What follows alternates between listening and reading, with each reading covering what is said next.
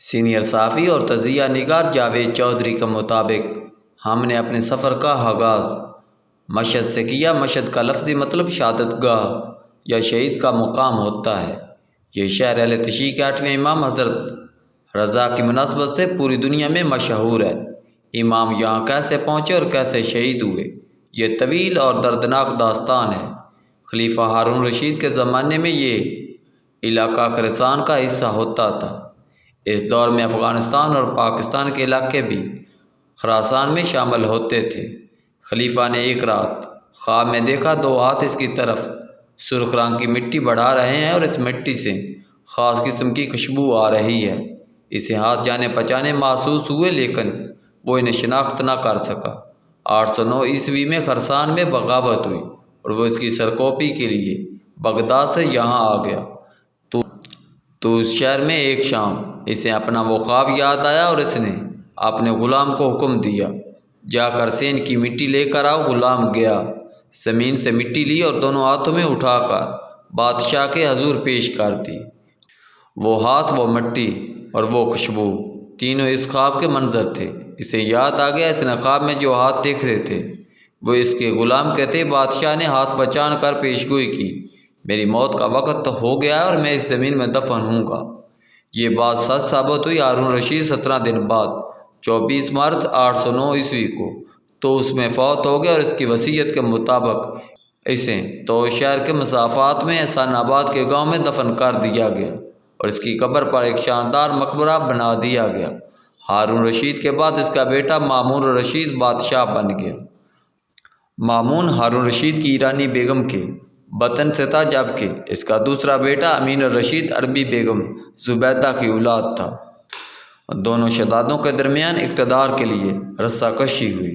آخر میں مامون جیت گیا۔ امام رضا اس وقت مدینہ منورہ میں رہائش پذیر تھے اور پوری اسلامی دنیا میں عزت کی نگاہ سے دیکھے جاتے تھے۔ مامون رشید کو محسوس ہوا اس کے عربی ماضرین کہیں ان کے ساتھ مل کر بغاوت نہ کرتے، لہذا مامون نے امام کو توس بلا لیا۔ امام نے ایلچی سے پوچھا، کیا میرے پاس کوئی دوسرا راستہ ہے؟ امام کو بتایا گیا، جی نہیں، آپ نے ہر صورت توس پہنچنا ہے۔ امام زنان خانے میں گئے، اپنی ہمشیرہ سیدہ معصومہ سے ملاقات کی اور فرمایا، آپ مجھے آخری بار مل لیں، مجھے خدشہ ہے میں خراسان سے زندہ واپس نہیں آ سکوں گا۔ دونوں بہن بھائی دیر تک ایک دوسرے سے مل کر روتے رہے اور اس کے بعد امام توس تشریف لے آئے۔ مامون رشید ان کا بہت احترام کرتا تھا، وہ ہر وقت اپنے ساتھ رکھتا تھا۔ اس نے انہیں ولی عہد بھی نامزد کر دیا، مگر یہ سب دکھاوا تھا۔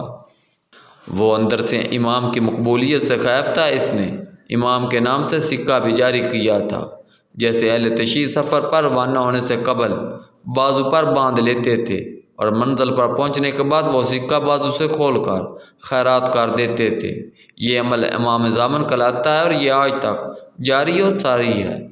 بہرحال 6 جون 818 عیسوی کو امام کو انگوروں میں زہر دے کر شہید کر دیا گیا۔ اہل تشیع مامون اور رشید کو امام کے قتل کا ذمہ دار قرار دیتے تھے۔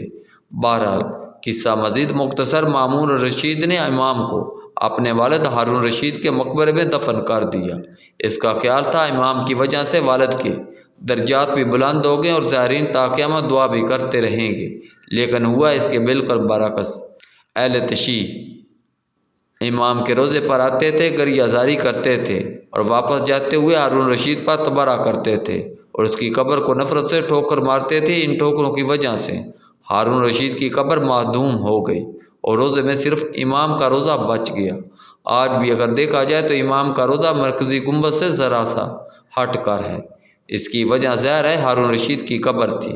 خلیفہ کی قبر گنبد کے عین نیچے تھی، جبکہ امام کو گنبد سے ذرا سے فاصلے پر دفن کیا گیا تھا، لہذا عمارت کا یہ ٹیڑھاپن آج تک قائم ہے۔ امام کی برکت سے سن آباد کا گاؤں مشہد بن گیا اور یہ آج ایران کا آبادی اور وسائل کے لحاظ سے دوسرا بڑا شہر ہے۔ اس کی آبادی 34 لاکھ ہے، جبکہ ہر سال 2.5 کروڑ زائرین زیارت کے لیے یہاں آتے ہیں۔ مقبرے کی حفاظت اور تعزین و آرائش کے لیے امام رضا فاؤنڈیشن بنائی گئی ہے، جو اس وقت اسلامی دنیا کی تیسری بڑی بزنس امپائر ہے۔ سالانہ اربوں ڈالر کا کاروبار کرتی ہے۔ اس کی بڑی بڑی کنسٹرکشن کمپنیاں ہیں جو سرکار سے ٹھیکے لیتی ہیں۔ فاؤنڈیشن کے ریزروز ملک کے کل اثاثوں سے زیادہ ہیں، لہٰذا یہ اسٹیٹ کے اندر ایک بڑی اور مضبوط اسٹیٹ ہے، اور اسٹیٹ بھی بعض اوقات اس سے قرضہ لینے پر مجبور ہو جاتی ہے۔ اس کے 2 لاکھ سے زیادہ ملازمین ہیں۔ فاؤنڈیشن منافع سے مزار کی تعزین و آرائش بھی کرتی ہے اور زائرین کی خدمت بھی۔ یہ روزانہ 2 لاکھ کھانے بھی دیتی ہے، اور یہ کھانے 5 اسٹار ہوٹل سے زیادہ معیاری ہوتے ہیں، اور یہ باقاعدہ ڈائننگ ہال میں باوردی بہرے سرو کرتے ہیں۔ زائرین یہ کھانا گھر بھی لے جا سکتے ہیں۔ طوس مشہد سے 30 کلومیٹر کے فاصلے پر ہے۔ اس میں خلیفہ ہارون رشید کا پرانا محل ہے جسے ہارونیہ کہا جاتا ہے، جبکہ عربی زبان کا عظیم و شاعر اور شاہ نامہ کا خالق فردوسی اور امام غزالی بھی اسی شہر میں مدفون ہیں، اور وہ نادر شاہ جس نے ہندوستان پر حملہ کر کے محمد شاہ رنگیلا سے تخت طاؤس اور کوہ نور ہیرا ہتھا لیا تھا، اس کا مزار بھی مشہد میں امام کے روضے سے ذرا سے فاصلے پر واقع ہے۔ میں جمعرات 7 مارچ کو دوپہر مشہد پہنچ گیا۔ میں اور حسین باقری مشہد کی مرکزی شاہراہ امام رضا بلیو وارڈ پر درویشی ہوٹل میں ٹھہرے۔ یہ 5 اسٹار ہوٹل ہے۔ اس کا مالک سونے کا کام کرتا تھا۔ آخر میں اس نے 18 منزلہ ہوٹل بنا لیا۔ 17 منزلیں ہوٹل کے لیے وقف کر دی، جبکہ 18ویں منزل پر خاندان سمیت شفٹ ہو گیا۔ روضہ مبارک ہوٹل سے واکنگ ڈسٹنس پر تھا۔ اس شاہراہ پر 1000 ہوٹل ہیں، اور ان میں سے 99% امام رضا فاؤنڈیشن کی مالکیت ہیں۔ مشہد میں جس بھی پراپرٹی یا کاروبار پر رضوی لکھا ہو، اس کا مطلب ہوتا ہے یہ بزنس یا پراپرٹی امام رضا کی مالکیت ہے۔ مجھے ایران کی سب سے بڑی بسکٹ فیکٹری نا رضوی جانے کا اتفاق ہوا۔ یہ بھی فاؤنڈیشن کی مالکیت ہے، اور یہ اکیلی اربوں روپے کا کاروبار کرتی ہے۔ ہم پاکستانی اس ماڈل سے فائدہ کیوں نہیں اٹھاتے؟ ہم بھی داتا صاحب، امام بری، قلندر پاک اور فرید گنج شکر کے نام سے کمپنیاں بنا سکتے ہیں۔ یہ کمپنیاں کاروبار کریں، ان سے لوگوں کو روزگار بھی ملے گا، اور دربار بھی چندے جیسی بے عزتی سے بچ جائیں گے۔ ہمارے اولیاء کرام اللہ کی برگزیدہ ہستیاں ہیں۔ اللہ تعالیٰ ان کی کمپنی میں برکت ڈالے گا، اور یوں ملک میں معاشی انقلاب آ جائے گا۔ امام رضا فاؤنڈیشن ہمارے لیے ماڈل بن سکتی ہے۔ فاؤنڈیشن نے ہر قسم کے مسافر خانے، ہوٹل اور ریستوران بھی بنا رکھے ہیں۔ ان کا معیار مثالی ہے۔ میٹروز اور دوسری ٹرانسپورٹ کمپنیاں بھی فاؤنڈیشن چلا رہی ہیں، اور ان کی سروس اور معیار بھی بہت اعلیٰ ہے۔ ہم نے اپنا دن طوس میں گزارا۔ ہم سب سے پہلے فردوسی کے مزار پر گئے۔ فردوسی 1940 عیسوی میں پیدا ہوا تھا۔ وہ ایک رئیس زادے کے باغ میں ملازم تھا۔ سارا دن مزدوری کرتا تھا اور رات کو شاہ نامہ تخلیق کرتا تھا۔ اس نے 30 سال لگا کر شاہ نامہ مکمل کیا۔ یہ دنیا کی ایک شاندار داستان ہے، اور رستم اور سہراب اسی شاہ نامے کے کردار ہیں۔ فردوسی فارسی زبان کا بابائے آدم بھی تھا۔